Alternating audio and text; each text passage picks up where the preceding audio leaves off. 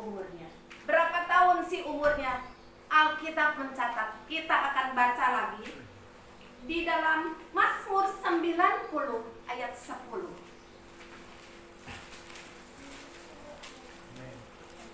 Siapa yang akan membacakannya lagi?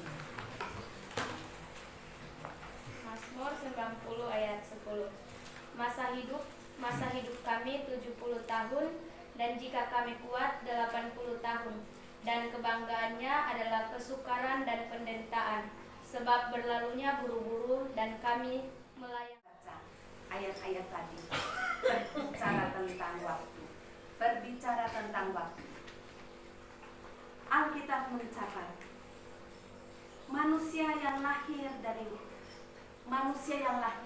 singkat umurnya. Umurnya berapa?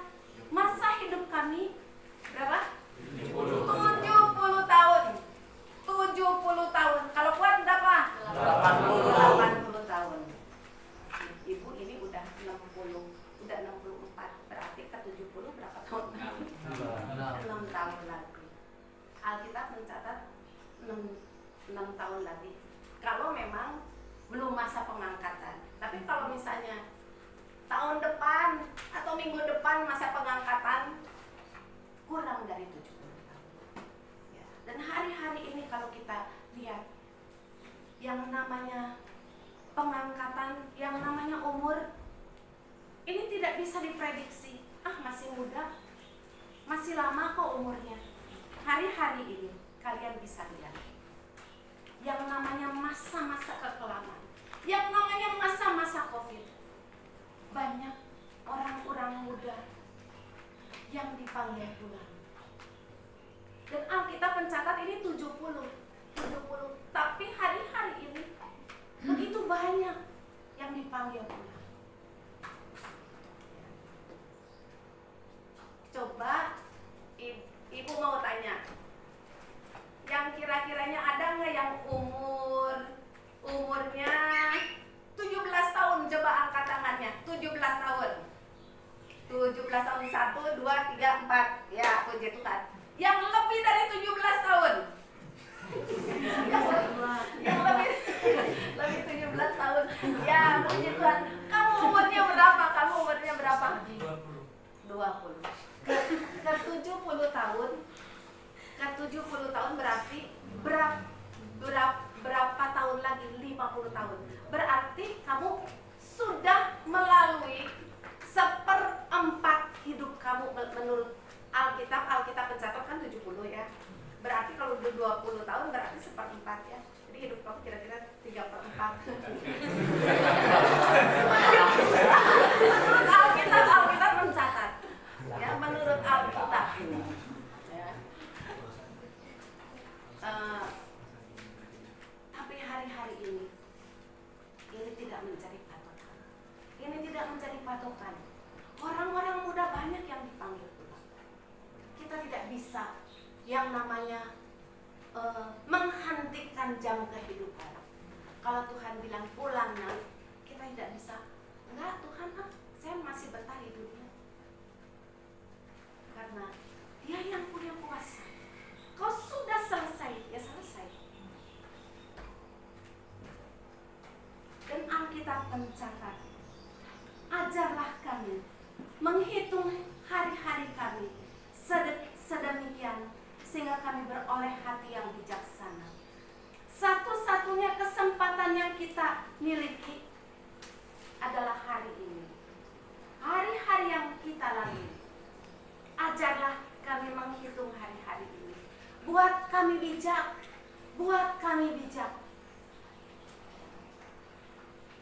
Caranya seperti apa Tuhan? Isi hidup kita dengan yang namanya hal-hal yang ilahi. Alkitab mencatat Matius 6 ayat 33. Matius 6 ayat 33. Siapa yang mau bisa? Ayat 33. Tapi carilah dahulu kerajaan Allah dan kebenarannya, maka semuanya itu akan ditambahkan kepadamu. Yes, amin. Carilah dahulu kerajaan Allah. Carilah dahulu kerajaan Allah. Carilah dahulu kerajaan Allah. Satu-satu Tuhan bilang, carilah dahulu kerajaan Allah. Carilah dahulu kerajaan Allah. Apa yang namanya kerajaan Allah itu? Apa yang namanya kerajaan Allah itu? Alkitab baca Roma 14 ayat 17. Allah bukanlah soal makanan dan minuman, tetapi soal kebenaran, damai sejahtera dan sukacita oleh Roh Kudus. Amin. Silakan duduk. Isi hidup kita dengan yang namanya dahulukan kerajaan surga. Kerajaan surga itu apa? Alkitab mencatat bukan soal makanan, tetapi soal kebenaran, kesejahteraan, dan sukacita oleh Roh Kudus. Nah, sekarang soal kebenaran. Kebenaran itu adanya di mana sih? Kebenaran itu adanya di mana? Yohanes 14 ayat 6 coba. Yohanes 14. Kata Yesus kepadanya, Akulah jalan dan kebenaran dan hidup. Tidak ada seorang pun yang datang kepada Bapa kalau tidak melalui. Iya, sekali lagi. Kata Yesus kepadanya, Akulah jalan dan kebenaran dan hidup. Tidak ada seorang pun yang datang kepada Bapa kalau tidak melalui Aku. Yes, aku jalan kebenaran dan hidup. Ya. Jadi ini bercerita, hari ini Tuhan bercerita tentang waktu manusia singkat umurnya. Berapa tahun? Alkitab mencatat 70 tahun, kalau kuat 80 tahun kalau kuat itu juga. Tapi hari-hari ini buktinya tidak sampai 70 tahun banyak yang dipanggil pulang. Sekarang apa sih yang harus kita lakukan dengan waktu-waktu ini? Ajarlah kami menghitung hari-hari dengan bijaksana. Dengan bijaksana. Kesempatan ini, mari carilah dahulu kerajaan Allah dan kebenarannya. Kebenaran itu ada di dalam Yesus. Di dalam Yesus. Tuhan bilang, carilah kebenaran itu. Carilah kebenaran itu. Carilah yang namanya Yesus. Ya. Hidup kita ini seperti botol. Ini isinya air. Harganya berapa?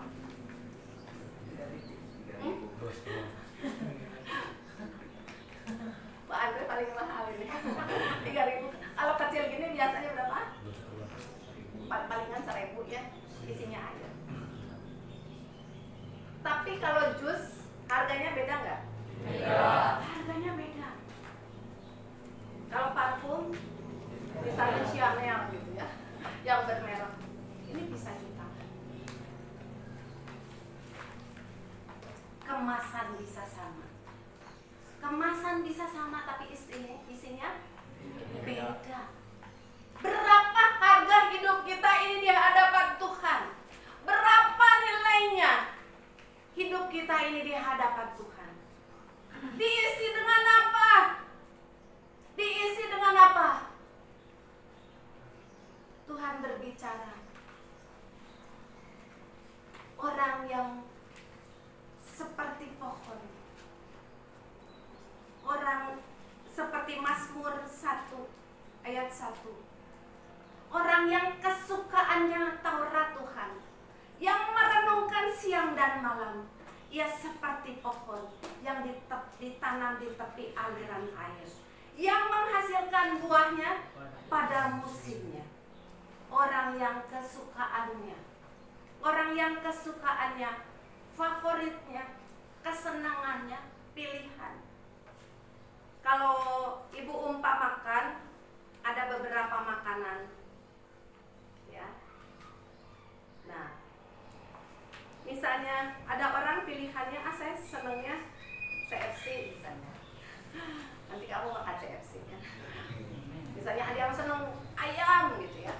Ada yang misalnya senang sayur-sayuran, ada yang senang buah-buahan. Ya. Tapi ada orang-orang, saya mah udah paling senang ayam. Nggak ada tandingnya, saya senangnya paling suka saya ayam favoritnya. Saya tidak tahu apakah kalian ini kesukaannya, pilihannya. Kalau ada pilihan lain, apakah kalian mengatakan kesukaanku ialah Taurat Tuhan, merenungkan siang dan malam. Taurat Tuhan itu adalah kebenaran. Firman Tuhan itu adalah kebenaran.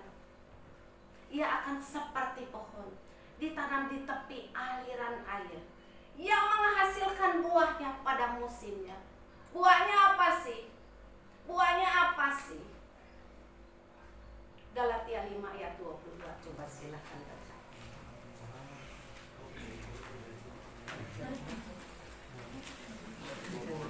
Iya, siapa namamu tadi sudah dicatat?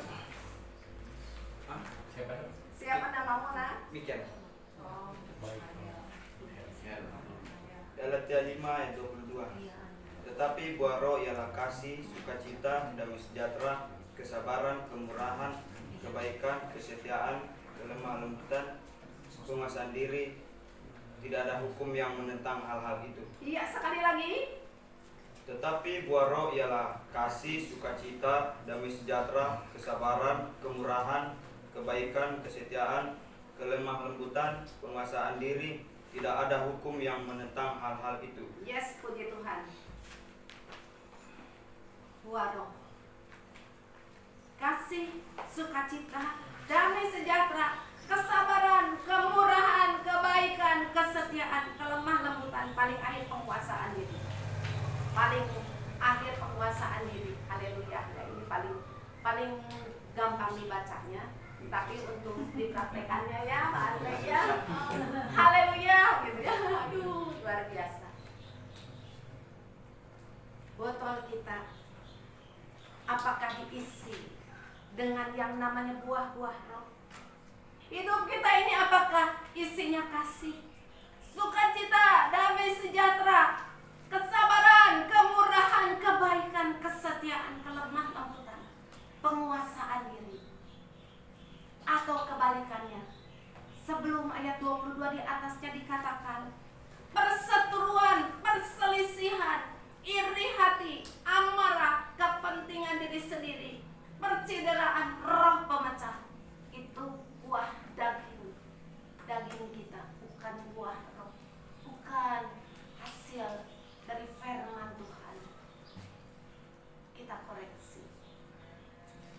Apakah hati kita ada iri, ada amarah, ada egois, kebencian, kepahitan? Kemasannya bisa sama. Kemasannya bisa sama, tapi isinya beda. Kemasan bisa sama, tapi isinya beda. Dulu ibu pernah ngajar ya. Sekarang ibu udah pensiun sih ya. Dulu ibu pernah ngajar. Ada murid-murid ngobrol-ngobrol sama ibu bilang, itu anak kelas sebelah tuh ada anak cewek cantik katanya, cakep banget. Ih, ibu nggak tahu katanya, dia ceger banget. Memangnya kenapa? Itu bu sering ngorotin duit katanya. Kalau nggak ngasih, wah katanya habis sama dia. Ibu pikir-pikir, cewek cantik, gemulai, tapi cowok-cowok takut sama dia. Ibu nggak tahu tuh isinya apa tuh, isinya apa. Tapi sekali waktu di kantin ibu lewat, dia ada tuh ngobrol sama teman-temannya. Ngomongnya apa? Anjing, goblok, ai, siap. Oh yang ngomongnya wah yang namanya kebun binatang keluar semuanya. Ngomongnya waduh. Ibu baru lihat, wah kemasannya cantik tapi isinya. Jadi orang bisa dikatakan cantik itu kalau orang udah tahu, udah kenal lama. Kemasan bisa sama ya. Cowok bisa ganteng, tapi kalau udah diajak ngobrol itu ketahuan cowok itu ganteng atau enggak. Cewek juga sama ya. Kemasannya mukjizatnya. Ya. Nah, kita akan belajar sebuah contoh. Pak Yusak, kalian pernah ke Windu kan ya?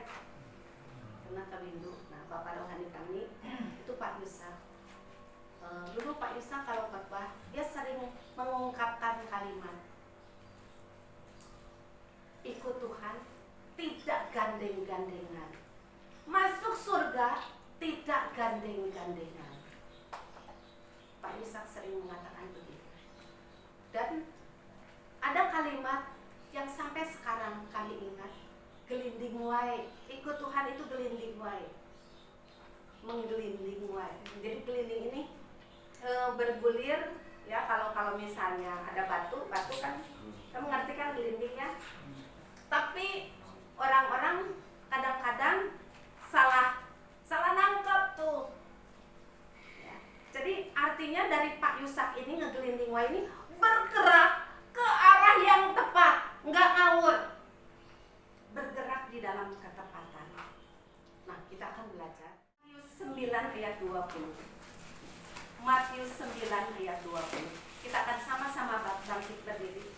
Bagaimana pengikutan kita kepada Tuhan? Bagaimana yang namanya gelinding baik itu?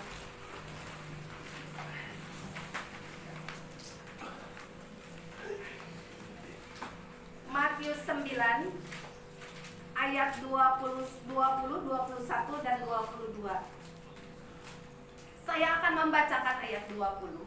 Kemudian nanti yang wanita 21 dan nanti bapak-bapak pria ayat 22. Saya akan membacakan Matius 9 ayat 20. Pada waktu itu seorang perempuan yang sudah 12 tahun lamanya menderita pendarahan maju mendekati Yesus dari belakang dan menjamah jumbai jubahnya. 21. Karena katanya dalam hatinya, asal kujamah saja jubahnya, aku akan sembuh. Ayat 22. Tetapi Yesus berpaling dan memandang dia serta berkata, "Teguhkanlah hatimu, hai anakku, imanmu telah menyelamatkan engkau." Maka sejak saat itu sembuhlah perempuan itu. Puji Tuhan, silakan duduk. Ada 3 ayat. Ada 3 ayat bagaimana perjalanan kita mengikut Yesus. Bagaimana yang namanya gelinding wae, bergerak saja jubahnya. Aku akan sembuh. Aku akan sembuh. Yang kedua apa? Sembuh. Perjalanan iman. Perjalanan iman. Jadi yang pertama, kita memerlukan berjalan sama Tuhan, dekat sama Tuhan, jalan sama Tuhan. Maka yang namanya perjalanan iman itu akan tumbuh. Maka perjalanan iman itu akan tumbuh. Dan yang ketiga, teguhkanlah hatimu, hai anakku, imanmu telah menyelamatkan engkau. Maka sejak saat itu sembuh. Perjalanan mujizat.